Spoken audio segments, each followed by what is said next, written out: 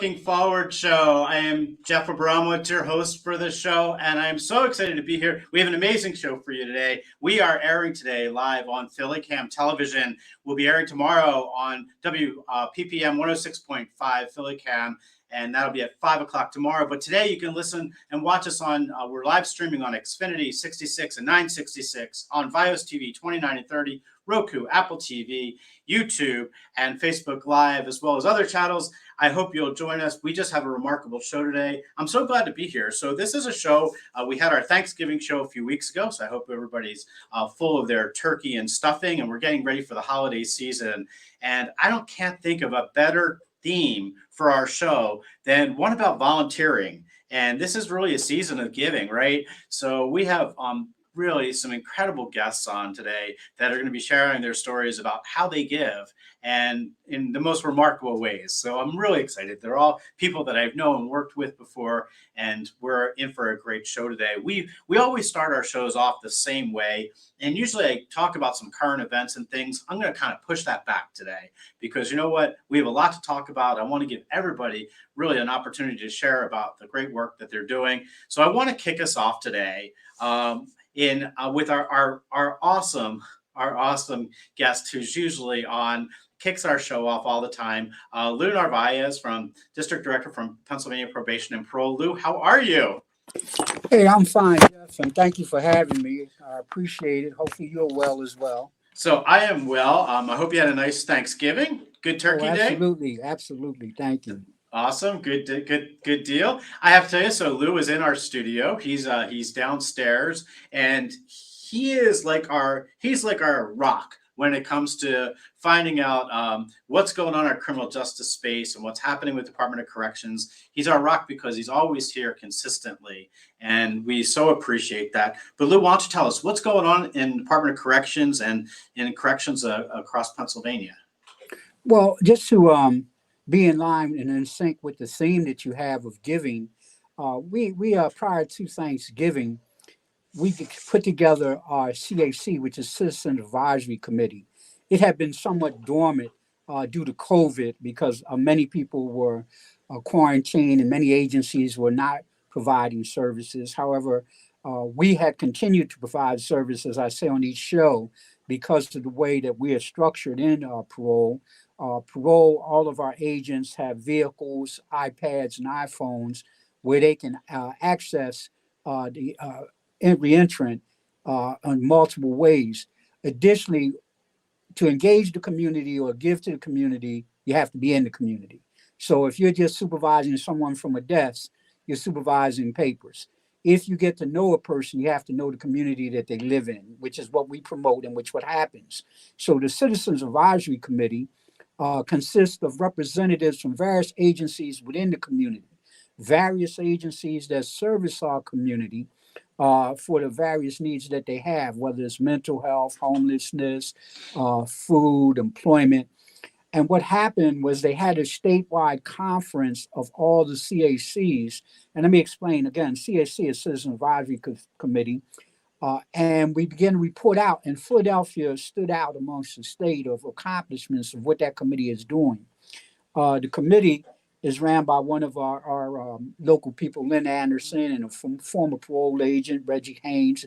And there's a host of other providers who have volunteered their time to work with parole so that we can be more effective in staying in touch with the community and the needs of the community. That being said, just to highlight some of the things, because a lot of people, and the reason I'm always so thrilled to be in this show is because there's this misconception of what we do in parole. The paradigm shift had changed years ago when I came onto this location, and prior to that, under Director, Deputy Secretary Stevens, we're more or less about successful reentry. That does not mean we will not revocate a person. The revocation is the last tool in the toolkit. The focus is on how can we help you succeed. We take a trauma-based approach in dealing with people, dealing with the household, not just the individual, because when the individual is on parole, the whole household is on parole, basically, because the problems are interrelated. And that being said, I'm very proud of my staff who volunteers. I have a staff that a person as a deputy, she rode by 13 in Cumberland and noticed that a homeless person. She calls the crisis hotline to see if they can come out and help the young lady, which they did. I have other people. I have agents, Wards Evans, Supervisor Nelson, I'm sorry, Atkins, Agent Nelson. They're involved in the food drive in Chester to get food for the people that unfortunately don't have food or have minimum amount of food. I have another supervisor, Swerveson, that speaks at the different universities, along with another Thomas Wines, another agent. He's in the mental health unit, and he teaches at Penn State. And he had his deputy come out and teach a course for them on electives of alternatives to incarceration. We have another agent that's dealing with donations for refugees. Another agent that deals with Thomas Hines, the Books Behind the Bars program, to help coordinate with the different counties.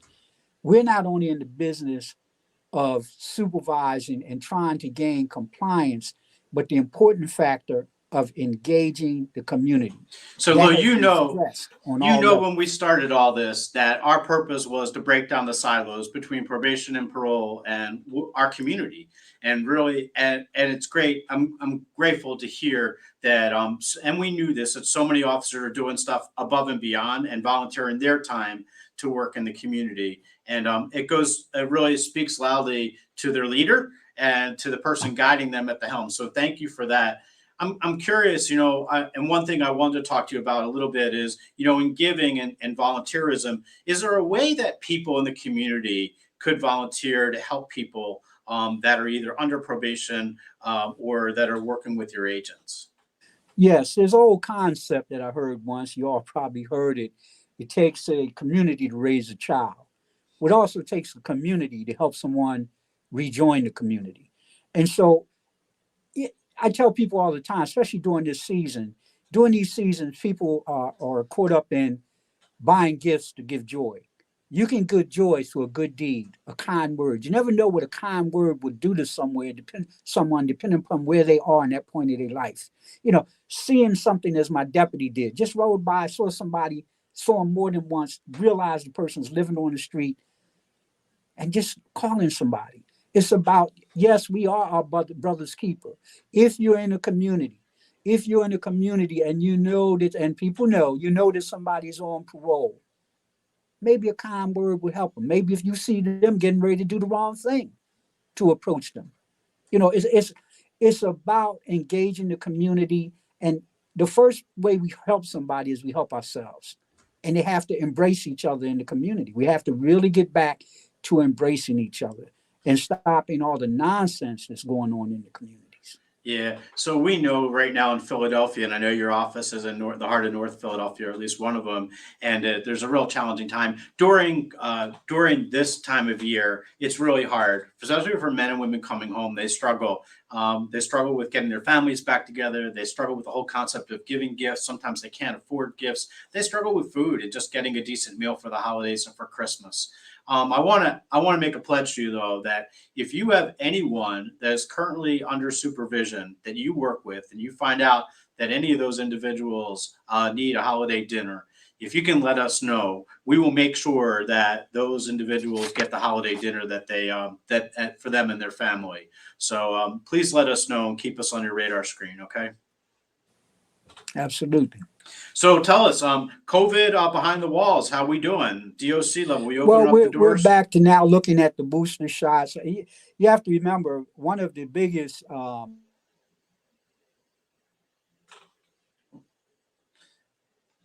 think Lou froze a little bit, which is crazy because he's in our studio, so he should really have the best Wi-Fi of all of us, you'd think. He's going to pop back on. There okay, you I'm back on. I don't know if you heard it. go. No, go Yeah. ahead.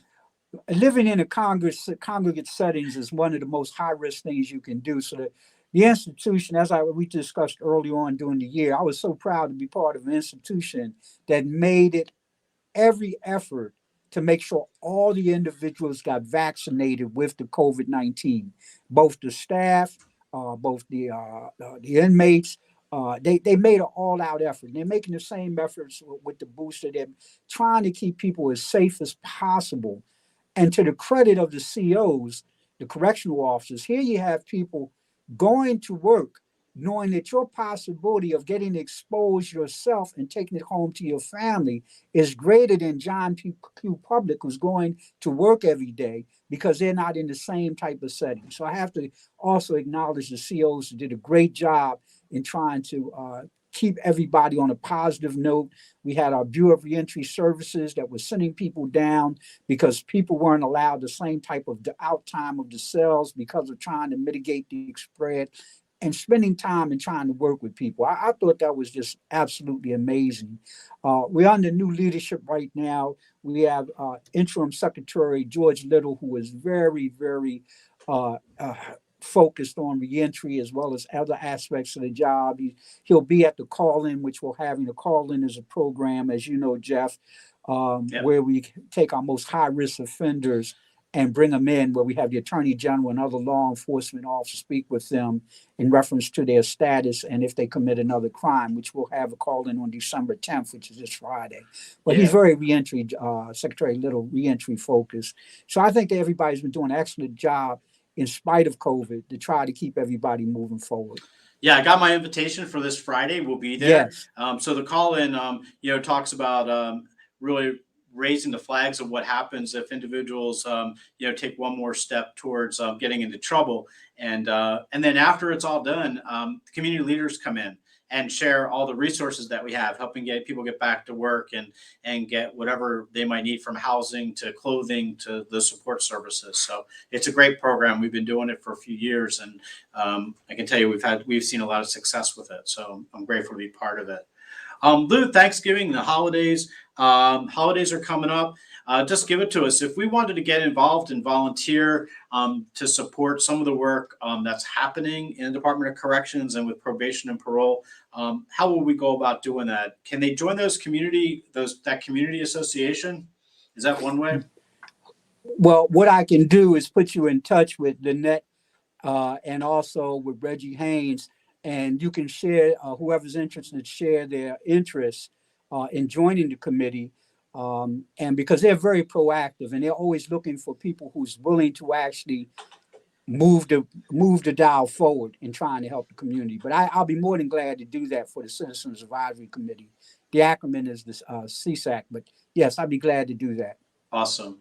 Well, thank you again for jumping on today. We appreciate you and your staff for the work that they do, and we certainly appreciate the updates every week. I definitely will see you on Friday at the call-in, and yes. We wish you well. We do have one more show coming up this year. It's going to be our holiday show. We're hoping you'll be able to join us for that next week. But thank you again for joining us. We're going to take a quick break, but we're going to be right back with Cheryl Rice and the You Matter Marathon. This is awesome. You got to listen to it.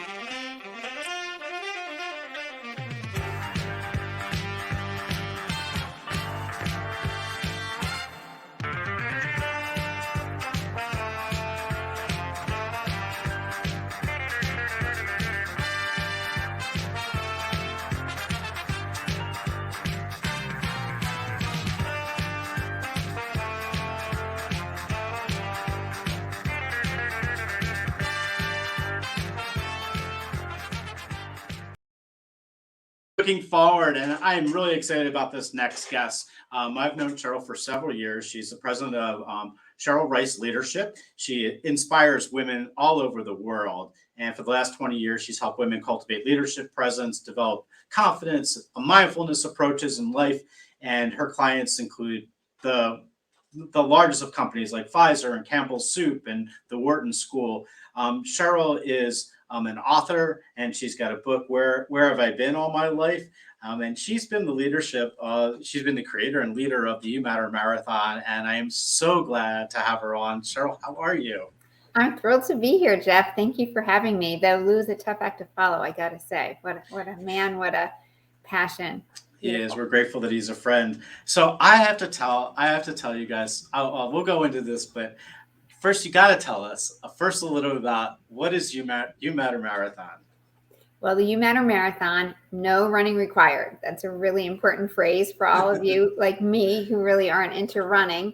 This is the happiest, easiest marathon you'll ever do.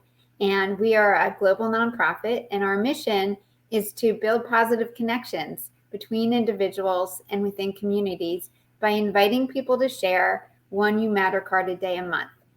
And we send everybody who signs up 30 You Matter cards for free, no matter where they are in the world. And this year is our 6th year doing this. And it started, I can tell you a little later if you'd like, as a simple project. I had no idea this was going to take off. And now we're in 98 countries, and we've had over 200,000 people contribute and participate. And honestly, the impact has been magical. As Lou was saying, you never know what a kind word can do. Well, I do know what kind words can do because I've been sharing them and seeing thousands, hundreds of thousands of people now share them all over the world. And I know that the magic that happens when these 2 words, You Matter, are shared. So that's what we're about. It is so magical. It's so magical. So I have so much to talk to you about. First, 2 million cards out in 98 countries around the world. Just staggering.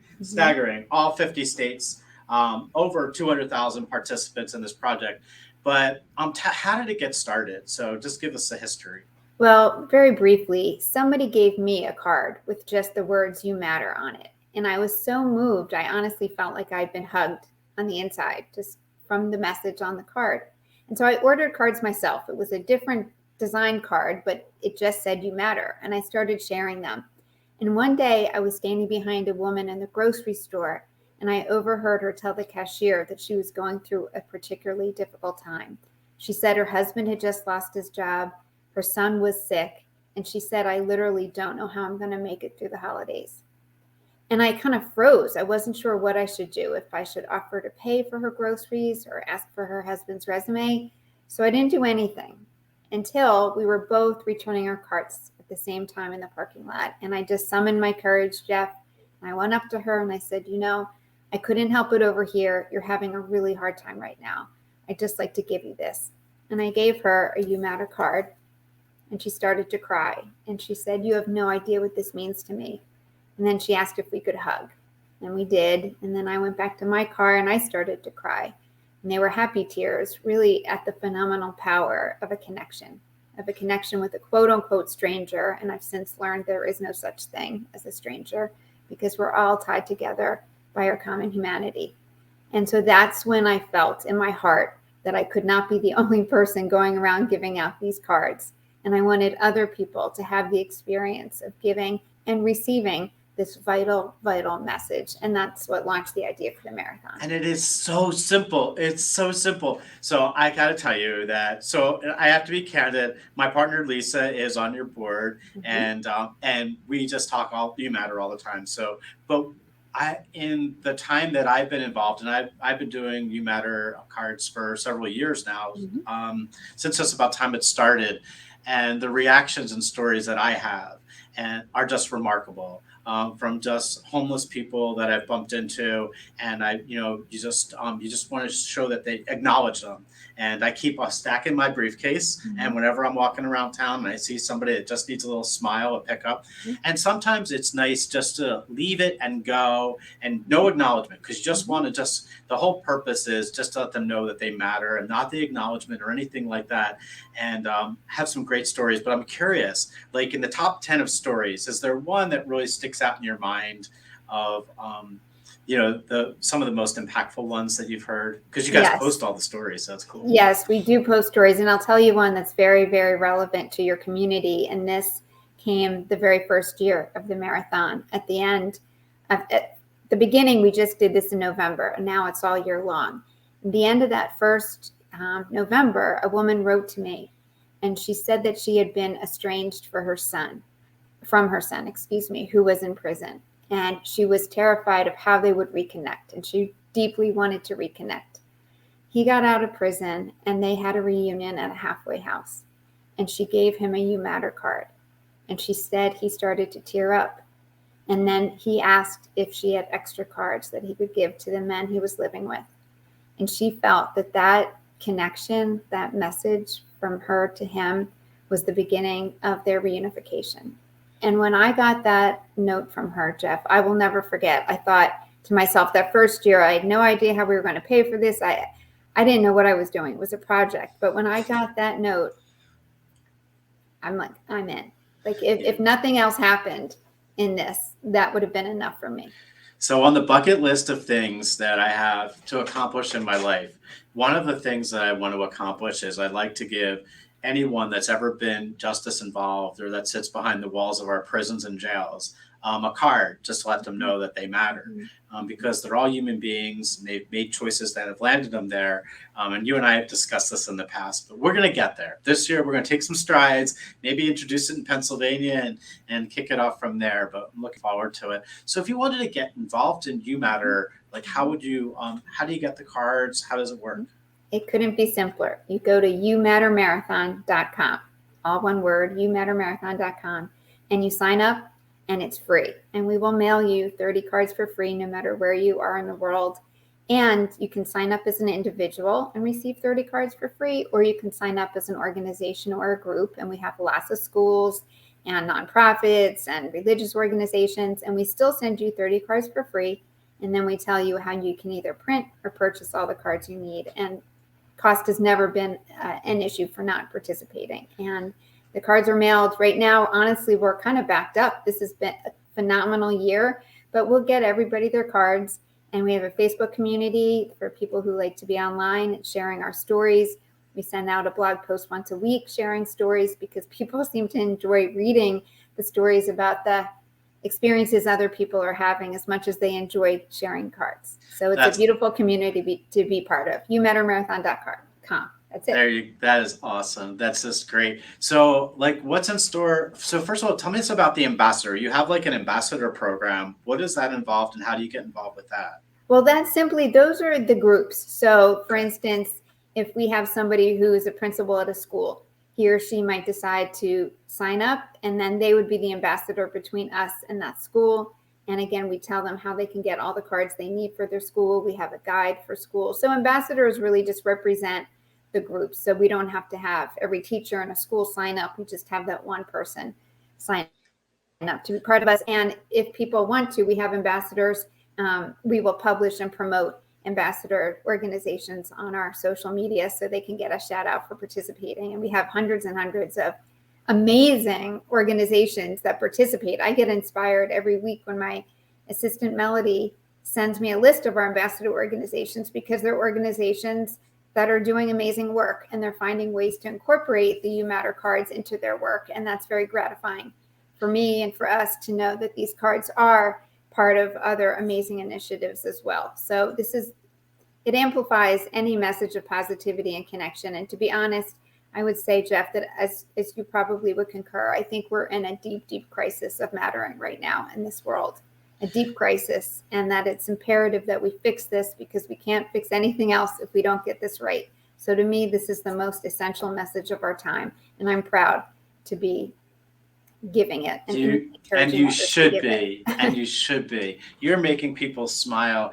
and you're doing something absolutely remarkable, because you're making people feel like they really do matter. And that's half the game. If you can make people feel like they matter in life, wow, just imagine how great our society would be if people really felt that way and recognize there's other people out there that see them, that recognize that they do matter, whether it's homeless people that are out and trying to find shelter for the winter and a place to live or a place to eat, or just somebody struggling with a bad day and recognizing them and telling them, I see you, I recognize you.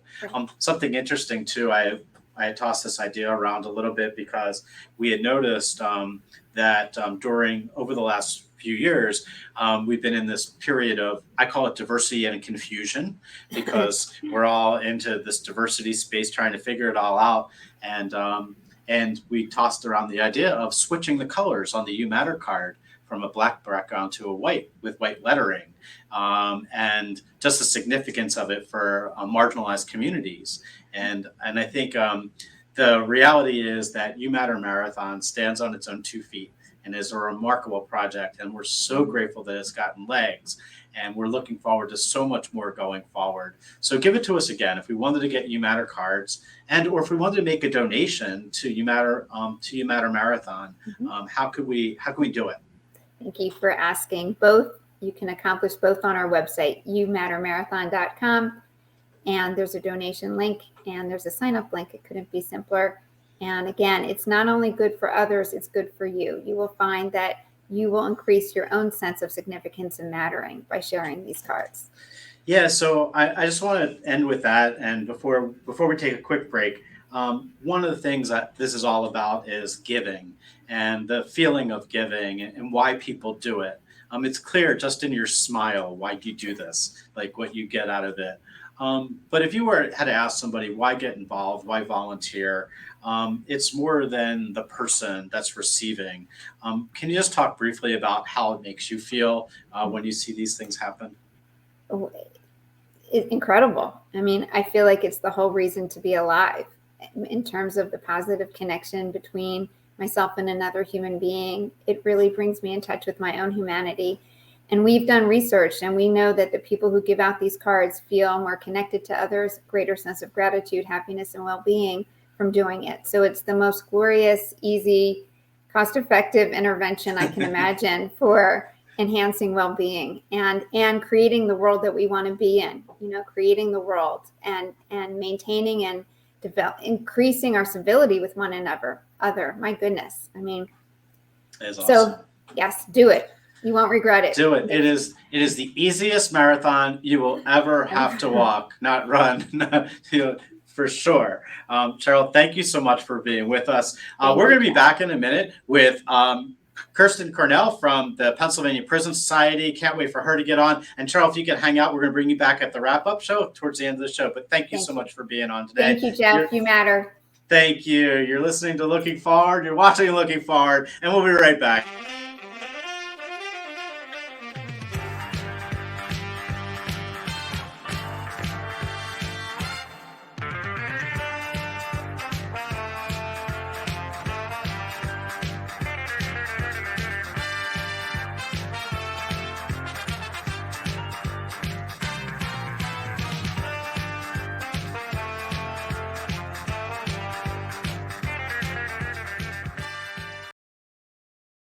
Back at Looking Forward, and our next guest. First, I get so energized by You Matter Marathon. I just think it's the most incredible thing, and it's so simple.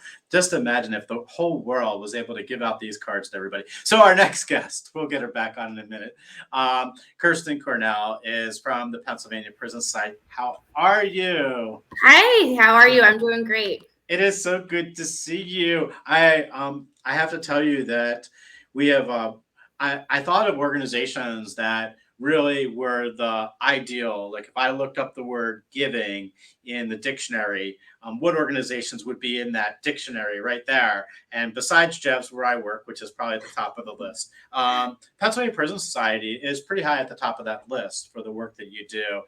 First, can you tell our audience a little bit about Kirsten and the work you do and what the Pennsylvania Prison Society is all about?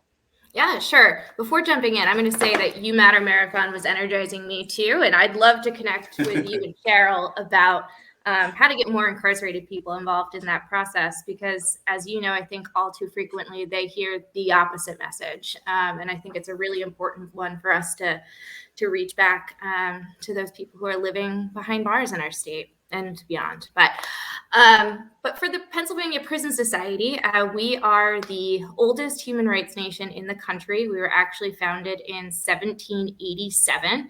Our founders believed that no matter what a person did, they still deserved to be treated with kindness and compassion and to have dignity.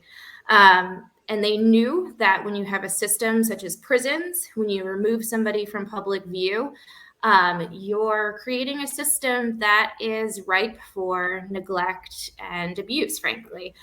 So we exist, we're written into Pennsylvania state law, where we have independent, confidential access to anybody who's incarcerated in the state of Pennsylvania, whether that's at the county level or in the state level. So that's 62,000 people that we're there to resolve complaints. We respond to allegations of abuse. We respond to requests for resources.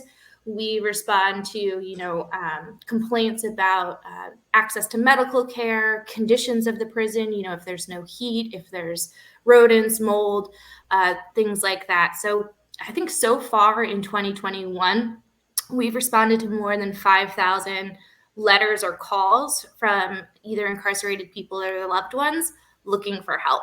And we answer every single one. We can't solve every issue, but it's important to us to make sure that everybody gets an answer, that they feel heard, that they feel seen, and we do what we can to, advocate for more humane systems and to kind of improve that access to dignity and care. Awesome. Yeah, it's great stuff. I there's one thing that you have a post on your website. I put a slide of it in because I was so touched by it. We will not look away, and so meaningful for men and women that are behind the walls, that are trying to that know somebody's looking out for them, that somebody has their eyes on the system, and that will make sure that people are treated with dignity above anything else. People may have made choices in their life that landed them in prison, but that doesn't mean that our humanity should be pushed inside of a shell, inside of a cell as well. So I'm curious, when we talk about volunteerism, the Pennsylvania Prison Society has tons of volunteers. Can you share a little bit about the work that they do with the Pennsylvania Prison Society? Yeah, we are primarily a volunteer-driven organization.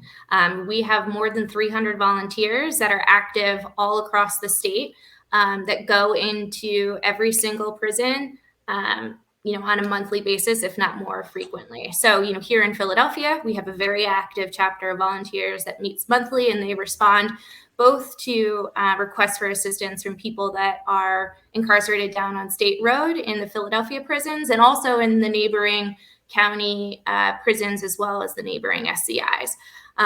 Basically, what happens is once we get a request for assistance, we process it, and then we dispatch a volunteer to go meet with that incarcerated person one-on-one and learn more about what's going on, and then help resolve a solution. So we're a tiny staff. We have a staff of 7. So we really rely on those, 300 plus volunteers to help us respond, quickly and efficiently to the number of requests that we get.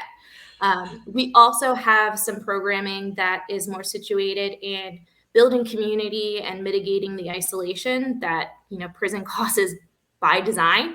And that's our mentoring work for men that are incarcerated in the 2 area state prisons, so SCI Phoenix and SCI Chester.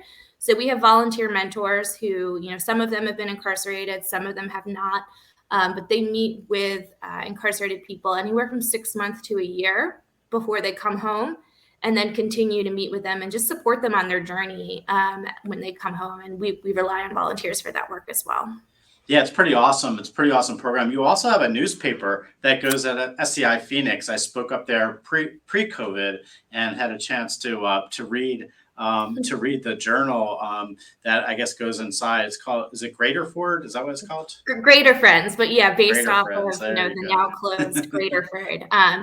Yeah, that newsletter has been in print, I guess, for about 20 years, I want to say, and it's largely by and for incarcerated people. People who are in prison write to us with, op-eds, with poetry, with just, thoughts and letters about what's going on the inside. And we assemble it, and it goes out every other month. I think we have about 900 subscribers around the state right now who are all incarcerated. And we know that people really share it around their units as well. So, for every 1 subscription, I think we can, guess that probably about a dozen other people get a chance to read it. And it's an important way for people to communicate about what prison life is really like, and to build a community again in a world that is incredibly isolating. Yeah, for sure. I was just reading that that some men up at SCI Phoenix put their money together. Now they make pennies on the hour for some of their jobs, put all their money together to buy some gifts for the holidays for people. But I want to talk to you about something serious. And I did give you a heads up on this because I didn't want to, I think my guests have deserved not to be blindsided. But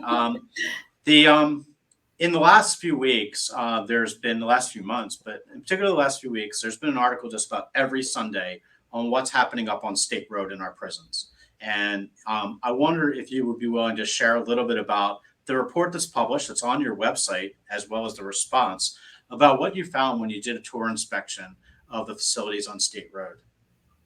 Yeah, absolutely. The Philadelphia prisons, have been in a crisis probably before the pandemic, but the pandemic has really exacerbated that crisis, where people have been largely locked in their cells for 23 hours a day, having limited access to basic things like toilet paper, limited to no access to the telephone, to showers. And we've just been getting, an influx of complaints from both incarcerated people and their loved ones about what's going on. So once, prison society staff were fully vaccinated, we had conversations with leadership at State Road to come in and do a walkthrough and interview incarcerated people. And both what we saw and what people told us really reflected what we had been hearing on the outside, that there's a real crisis that's creating dangerous situations. There's a staffing crisis where units go unsupervised for hours at a time. We hear reports of people asking for medical care and there's just nobody on their unit to respond. We hear reports of people not being able to shower for more than a week. The mental health crisis that's, created when a situation where you're not allowed out of your cell for 23 hours and you haven't communicated with loved ones or been able to participate in programming because you're just, bored out of your mind at that point. And then there's also the issue that people are waiting for court much longer than they used to. Many of the units in the Philadelphia prisons are going on medical quarantine, which means if one person in that unit tests positive, everybody in that unit is then quarantined. So even if you are vaccinated and have tested negative, you're not able to be transported to court until everybody in that unit is off of medical quarantine, which is creating really long delays for courts. So it's just a multi-layered crisis. And we've really been pushing the city to act and to treat it like a crisis. 15 people have died in custody this year. There's been more homicides in the Philadelphia prisons this year than there has been in, I think, the last 8 combined. Don't quote me on that, but it's essentially in that ballpark. It's really dangerous, and we need to be treating it like the crisis it is. And I think we're in a unique position at the Prison Society to see that what's happening in Philadelphia is an outlier. We communicate with county prisons all over the state that are all dealing with the crisis of COVID, that are all dealing with some of the understaffing crisis. And we're not seeing the same dangerous conditions that we're seeing in Philadelphia. Well, thank you so much. I've been, I vice chair of the Philadelphia Reentry Coalition and do work at a state level as well. And I'm really upset every time I hear stories, because I'm working directly with men and women coming home that are sharing what they're going through in their journeys. And it's extremely upsetting. And I think doing nothing's just not an option. So we've reached out to Pennsylvania Prison Society because we think people need to be educated as to what's happening. The story in the Inquirer this week was of a young man who came home and was up there for an extended period of time and observed somebody having a seizure, and no medical attention was given and resulted in a death. Just the things that are just don't make a lot of sense. Why we're not doing anything about it is really frustrating. So we want to get the message out to the city that this needs to be a priority and they need to start paying attention to it. So thank you so much for sharing that. When people want to get involved with the Pennsylvania Prison Society and they want to donate their time, what's the best way of going about doing it? Yeah, absolutely. I think our website's the best way. You can get more information on how to become a prison monitor. So that's the volunteer that you're going to be responding to a specific request for assistance. So you can apply right on our website for that work. You can also find more information about how to become a volunteer mentor if that is something that's more of interest to you. So our website is just prisonsociety.org. And you can also call our main line at 215-564-4775 and talk to somebody there. And I'll just add, since I was talking about our main line, we also operate what we call a helpline. And so if you have anybody who's incarcerated somewhere in the state and you have a question about, how to mail them something, how to set up a video visit, just questions about the policy, you can call our main line and somebody will walk you through whatever it is you need to know, because prisons are confusing and it's really hard to get somebody on the line and take the time to talk to you. And we're there to be that resource. Awesome.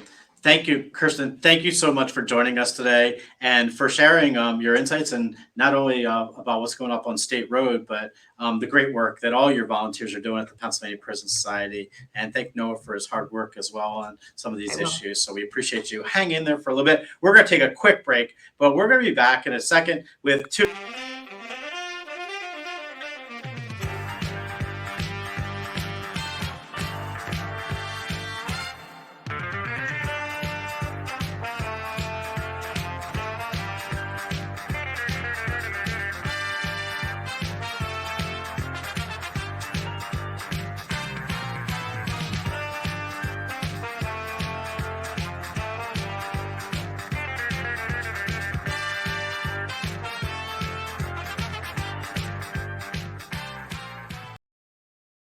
We are back and looking forward, and I'm excited about our next two guests that are going to be there.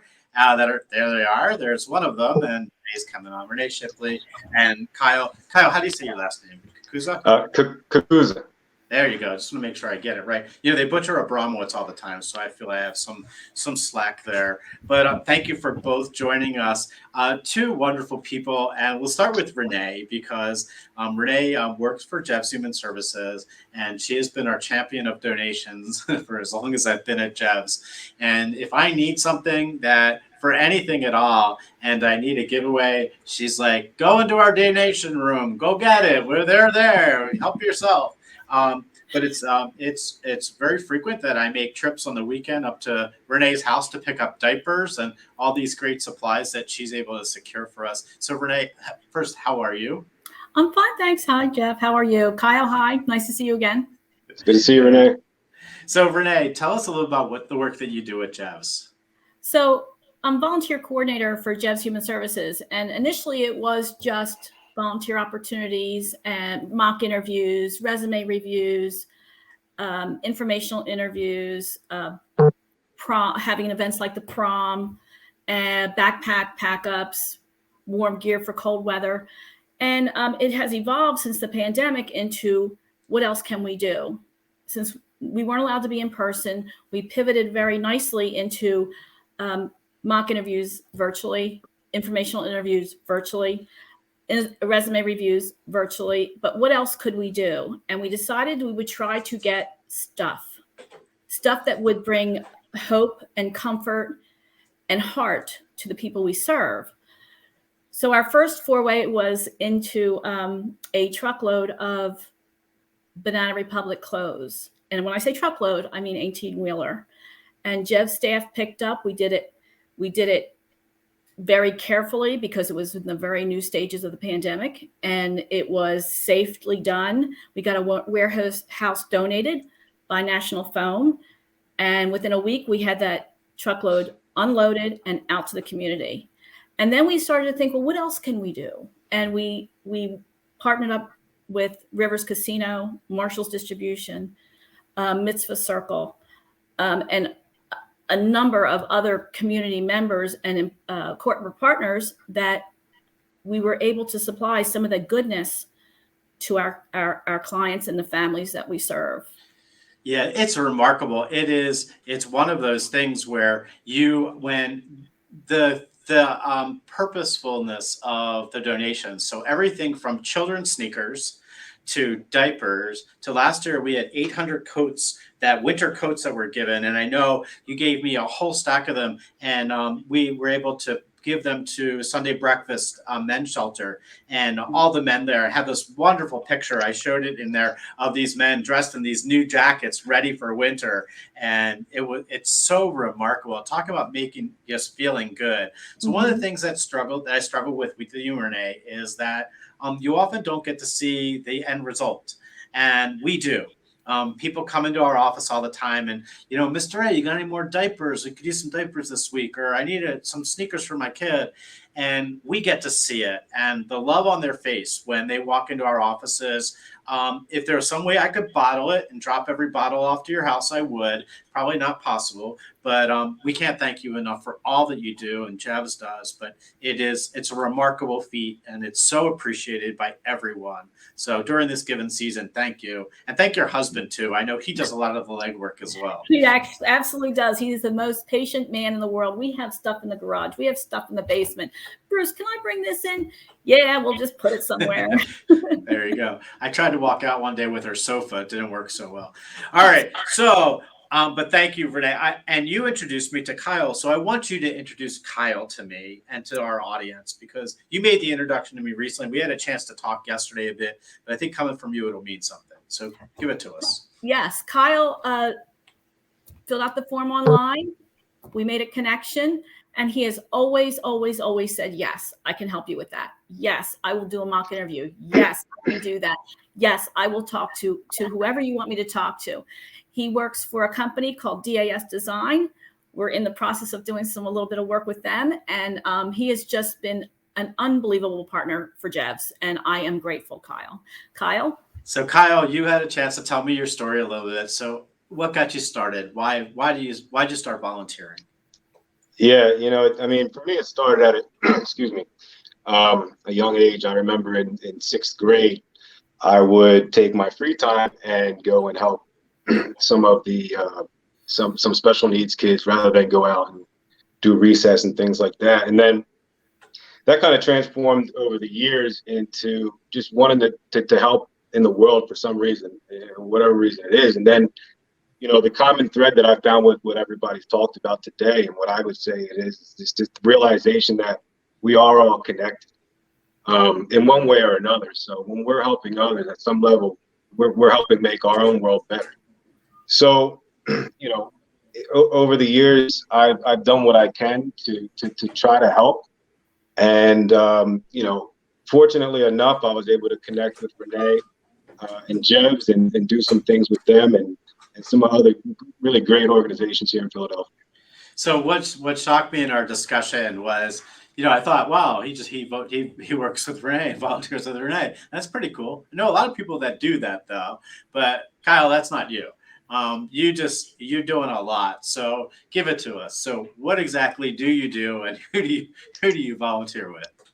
Yeah, so I mean, with Renee and Jevs, mainly what I've been doing is a lot of the kind of the workforce re-entry, or entering into the first time, or trying to get, a higher level position than what you're at now. And, for me, it's just kind of looking back at people that have helped me in the past, and whether it's just, a teacher encouraging you, or a superior of yours at a workplace taking the time to instruct you, encourage you, and things like that, that goes such a long way. So anytime somebody asks me, or Renee especially asks me, can you take time out to critique a resume and give a mock interview? Of course I can. Of course I can. I mean, it's like what Mr. Navaja said, and some others touched on today. A kind word or a piece of encouragement can go a long way, and we have no idea what it's going to do, so we might as well do it. Some of the there are some others that I volunteer with that I'd really like to mention. I don't know if you'd like me to mention them now, but yeah, that's kind of the gist of what my experience has been like with Jevs. Yeah, I'm interested in all the work that you do, because you're not a one-trick pony. There are a lot of volunteering that you do. So share with us some of the other projects you're on. Sure. I mean, I'll start with Dynamic Advertising Solutions, which Renee had mentioned. We have a program, an initiative we just had started by our operations manager, Alicia Dietz, which is called DAS Care. So we've been fortunate enough to partner with the Bethesda Project first, and we created some artwork for some of their PA shelters to help beautify that area, and give some color and some joy to that to those places. Our Closet is another place that we've done an initiative where we were able to donate clothing and actually go and sort clothing in the warehouse, which was a lot of fun, and make sure it was going to the right people. So they're doing a lot of great work there at Dynamic Advertising Solutions. Another great organization I've been able to work with is Volunteering Untapped. I've met some really great people there, and they now I believe their next event is going to be December 11th, called Turning Points for Children. It's virtual or in person. So if you're still not out and about and getting in person with people, you can still do it virtually. And they have some really great people on their crew and doing things. So tell me, can you put a price tag? Could you put a price tag on the feeling you get when you leave one of those events? Like, how do you describe that? I mean, I think it helped me more than it helps anybody else. Honestly, and I think anybody would say that. Anybody that has ever done any type of volunteer work or just sometimes we got to remember just to be a good person. I got to check myself sometimes, and just make sure, am I being kind today? Am I holding doors for people? It makes you feel great. It adds to your life. So it's a really remarkable thing. And there is one more person that I would like to mention, Sure. If I can. He goes by the name of Joe Cox. He's a bike delivery person here in Philadelphia, and some of you may have seen him. He has the pink hair and rides around, and he has something called the PMA Bike Ride, which stands for Positive Mental Attitude, and he's been doing it for about 3 years. Essentially, what he does is he gets donations and he picks up pizzas. And he gives slices of pizza out to anybody that needs them. We've gone around to Kensington and Allegheny, South Philadelphia. And his whole thing is he just wants to spread joy. And how can you not be joyous while eating a slice of pizza? And he's basically just doing it on his own and getting help from where he can. And I've been fortunate enough to be able to help him with some of his, spreading the word about that. So if you have a chance to, please check him out. He's on social media at the PMA Bike Ride. That's awesome. Give it to us again, because I want a slice of pizza. No, I want to buy him a pizza so he can give it out. To give it to him. Give him some pies. Let him drive around on his bicycle. Give them out. That's remarkable. Yeah, he's a really incredible guy. And again, it's at the PMA Bike Ride on social media. www.thepmabikeride.com. That's great. So, Renee, if we wanted to volunteer for Jevs, how could we go about doing that? Just simply go to the website, www.jev as in Victor S.org and //volunteers and sign up, and I'll get in touch with you right away. So Renee is the most efficient person you'll ever meet, because I guarantee you within minutes of you sending that email, she will be in touch with you to see how you can volunteer and how you can assist. So thank you both for all that you do. I'm really mindful, especially more so now than ever since coming home. I've been really I'm really thoughtful of, like, just in my daily life, of little things that you can do. And it doesn't necessarily mean volunteering for an organization, although I think it's great. And if you could, donate your time to Jevs or UMara Marathon or any other great program or organization that's out there, that's wonderful.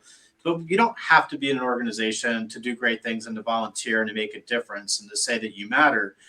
Little things. One of the things that I've lived by in my adult life is trying to do one good deed a day, and totally unsolicited. It may be that You Matter Marathon card that I keep in my briefcase. And sometimes it's buying a cup of coffee for the person behind me in Wawa and then trying to get out before they recognize that somebody's already paid for them.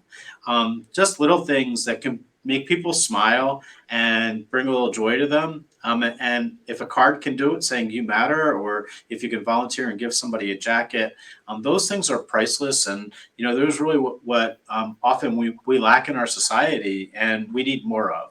We need more of all of you is what we need. We need to be able to clone you so that we could make America the amazing place that it should be. So thank you for all that you do. We're going to take a really quick break, and when we come back, we're going to bring everybody back on, because I want to be able to give all the information so we know how we can reach you and volunteer for your organization. So this is Looking Forward. We'll be right back.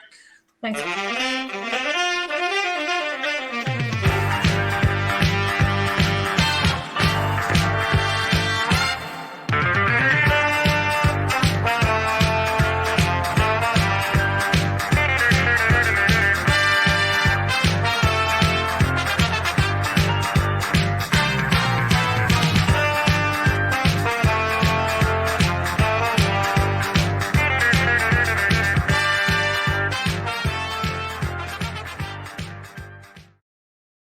We are back, and we have everybody on screen. So there they all are. You guys are all amazing, and thank you so much for being guests. Before I go around the horn and ask for some final comments, we have about 4 minutes left.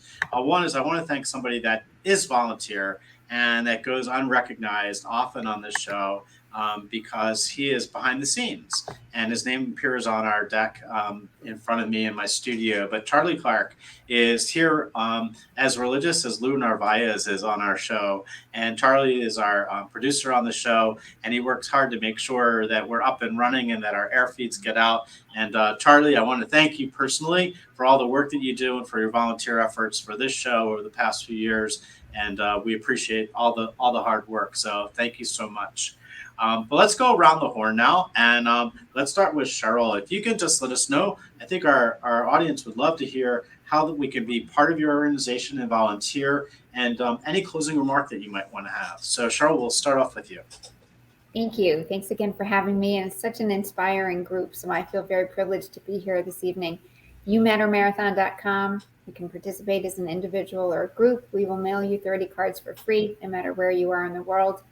And that's the best way to make a difference in your world and the life of somebody else, actually 29 other people. Easy peasy, and it's free 95.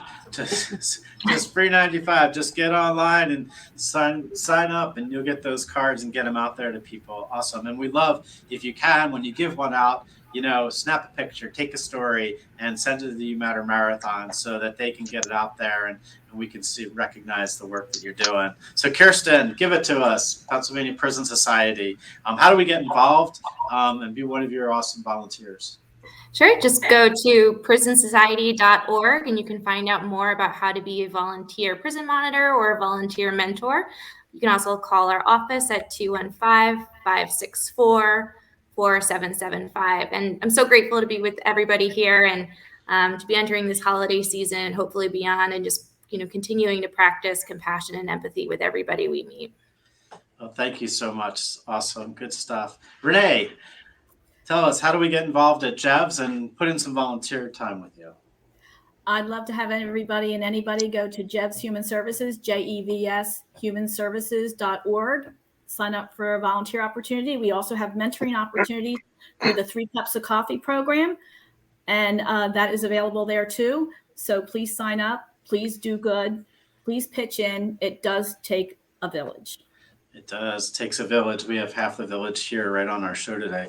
Kyle, give it to us. If in all the organizations, give a shout out to them and how we might be able to get involved in some of them.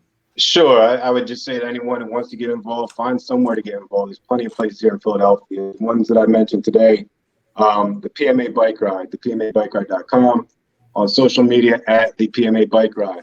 Obviously, JEVS, which we just heard from Renee. Also, volunteering Untapped. You can go to vu-phl.org.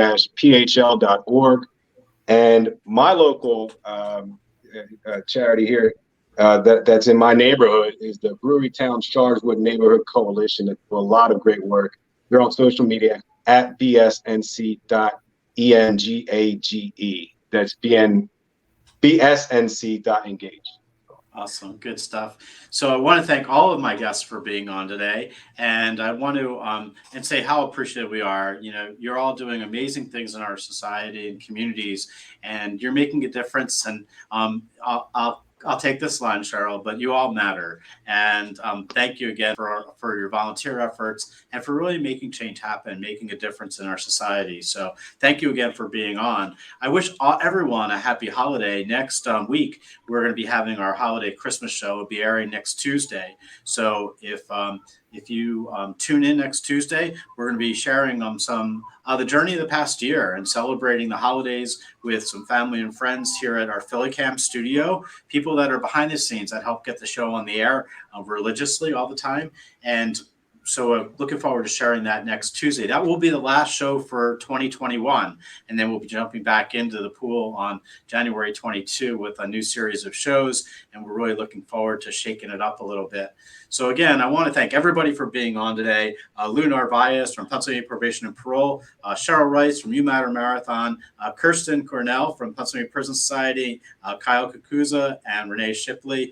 Thank you all for making this a great show, for volunteering, and really making a difference. This is Looking Forward Show, and we'll see you next week.